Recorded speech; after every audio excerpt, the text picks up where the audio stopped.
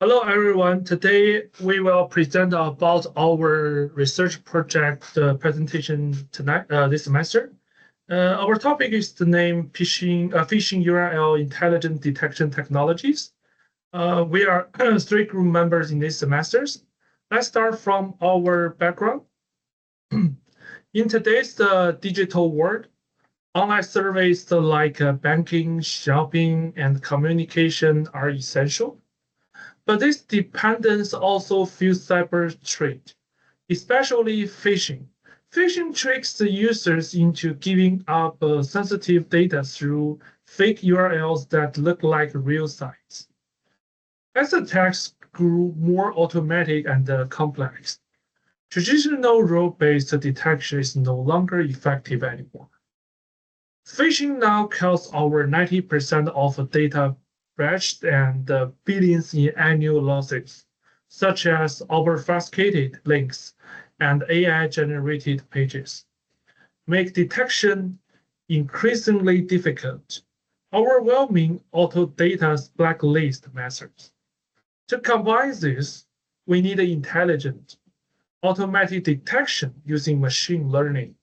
This system can recognize the hidden patterns in URLs, adapt to evolving trees, and greatly reduce detection errors.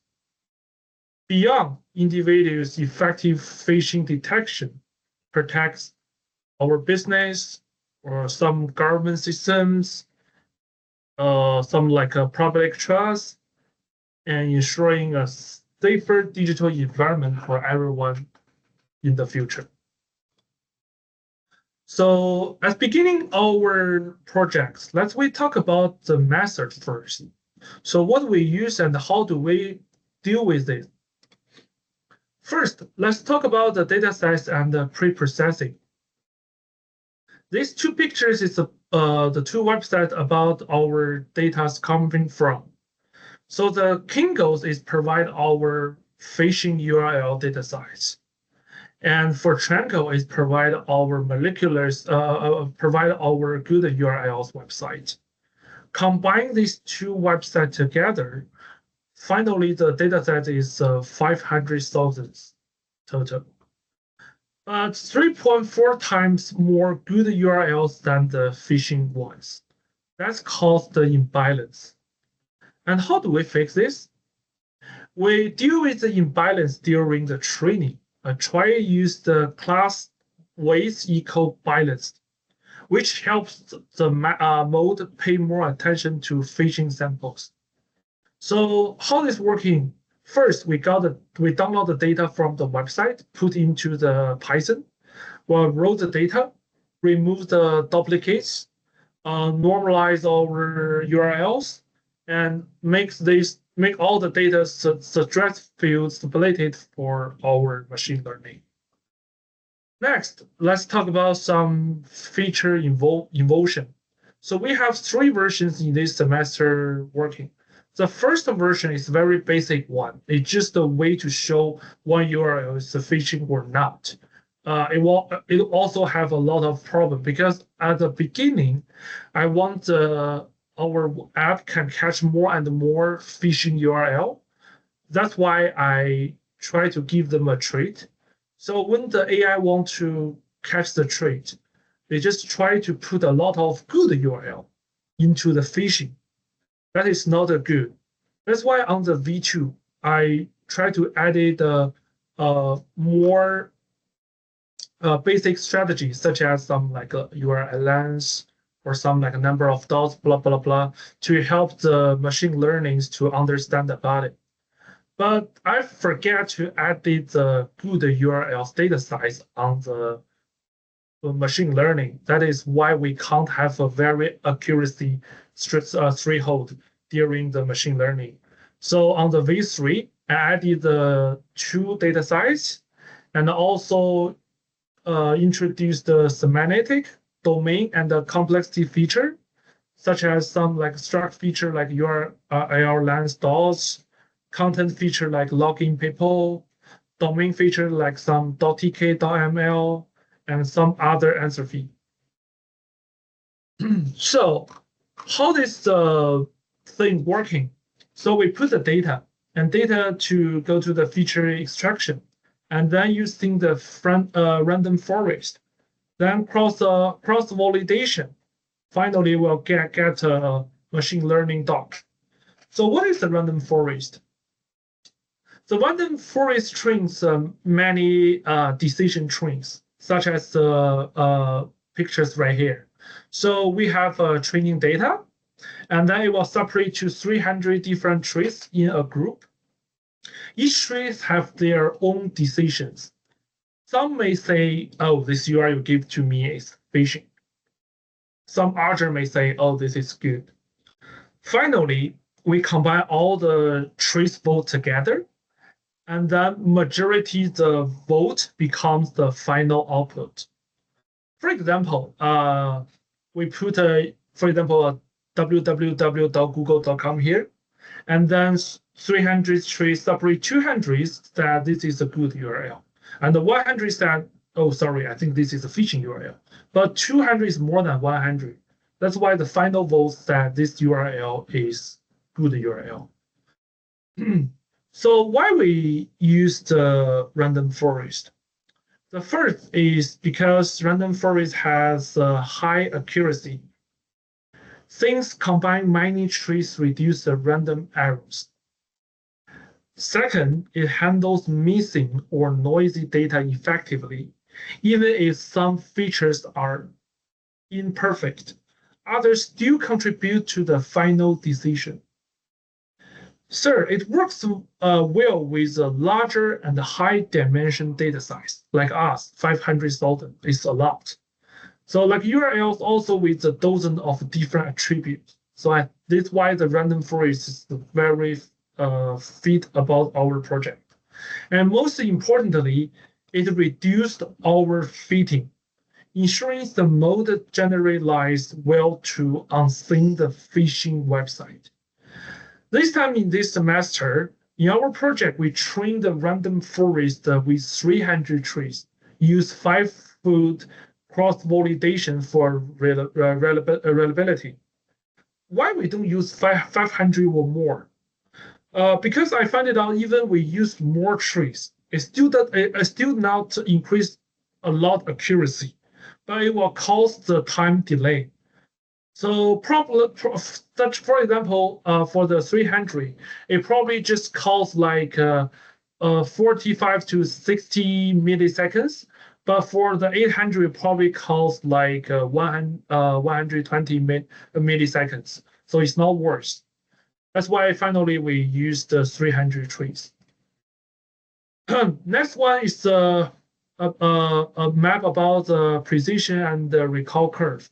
So this one, we will talk more details about what is this map in the result. Right here, I just want to tell why we use this number. So on the precision and the recall curve, we mark our best threshold at 0.463, where the F1 score peaks at 0.87. So for some like a security company, like a bank or some other pay more attention on the securities company, like government, they don't want to let any phishing URL pass this system. That's why they set up the threshold lower than this, like for example, 0.274. Make sure the accuracy is close to the 1. But some other general application like us, we probably just want the balance. We want the accuracy and also don't want more phishing URL past the system. That's why we use the middle one. That's why we use the number 0.463 for our final batch threshold. Okay, at the end, our system have 5 different layers. So each layer have their working stuff. We call the router layer, service layer, mode layer, configure layer, and docs layer. So follow all these layers. I post diagrams here. A user sends a URL to our system, and the fast API extracts the features. And then the most will output probabilities. And this probability will be used to compare to our machine learning threshold. And basically over this number, it will returns phishing or not phishing in our apps. So this is all the methodologies. And welcome to my next team member to talk about our research conclusion this semester. Thank you. This is conclusion part. The V3 model summarizes 5 key URL features: entropy value, domain rarity, number of keywords, number of special symbols, and the number of domains. Phishing URL usually have a high entropy value because their characters are more complex. Attackers often use cheap and rare domains, which are uncommon for normal websites. An URL with many keywords and symbols is also suspicious. Because of these features, our model can judge whether a URL is suspicious. Having explainable results is very important for final deployment. All our data comes from real-world samples, with a total of 45,720 URLs. Test results show that our V3 model can detect most URLs, but it has a 12% false positive rate and 14% false negative rate. The model's accuracy is 88% and the recall is 86%. Compared to V1 and V2, the performance of V3 has improved a lot. This page shows a comparison of model performance. The V1 model was trained with only a small number of features, and its high false positive rate made it unsuitable for real-world deployment. The V2 model used data augmentation by adding a large number of cleaned benign URLs, which improved its performance, but the recall rate still had room for improvement. The V3 model introduced advanced feature engineering and reinforced parameters, allowing it to detect phishing URLs that V1 and V2 could not identify. We couldn't that data quality and feature design are very important for improving performance, and the current model has reached a level suitable for deployment. We plotted the PR curve and calculated the optimal threshold 0.463. At this threshold, both precision and recall are close to 88%. Because our dataset is imbalanced, we did not choose the default threshold of 0.5. The threshold level affects the model's performance. If it sets higher, there will be almost no false positives, but accuracy will decrease. If it is set lower, almost all phishing URL will be detected, but the false positive rate will increase. Therefore, we chose 0.463 to keep the model higher, highly accurate while limiting false positive. Next, Ziye Liu.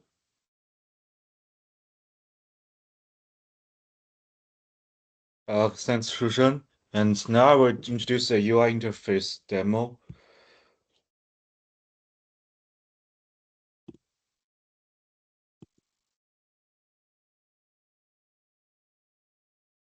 All right, this is our first page.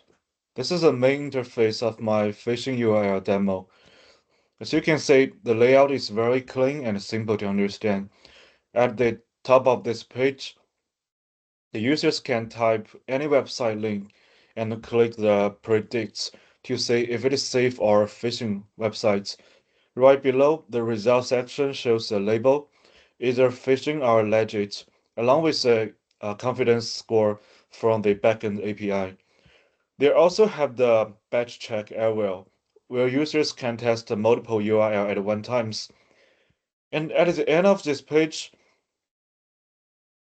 the recent checks section displays a chart and a table showing the detection history and the confidence levels. The main idea behind this layout is to make the phishing detection process quick, clear, and easy for everyone to use. This slides, I will talk about the main concepts behind my UI design. First, our design goals focus on building a clean modern and user-friendly interface. We want users to clearly see the difference between phishing and legit results without needing any technical background. So the layout is fully responsive, which means it works well on different screen sizes from laptops to mobile devices. And overall, we focused on simplicity, using minimum text, intuitive colors, and smooth animation to make the experience pleasant. Next, for the technical stack, we used the React with TypeScript and White to build a fast module front end. For styling, we applied the Tailwind CSS to keep the design consistent and adaptive. Finally, the recharts was used to visualize detection data dynamically in the recent check section. And the UI highlights includes a centralized input box for URL submission, real-time detection results with confidence scores, and interactive charts that displays the user recent checks. And this design makes the systems not only functional but also smooth and easy to do. This page, I have some examples. I have an example where I test some suspicious looking URL. The system correctly identifies them as a phishing. And with the confidence scores between 60 to 70%, the results are instantly highlighted in red, making them easy to notice. Each detection is also saved in the recent history listed below, so users can quickly review what was checked and what's the result. This way, the interface makes it very easy to tell which side are dangerous or without needing any technical background. Now I will show a short demo video and how app works legit websites.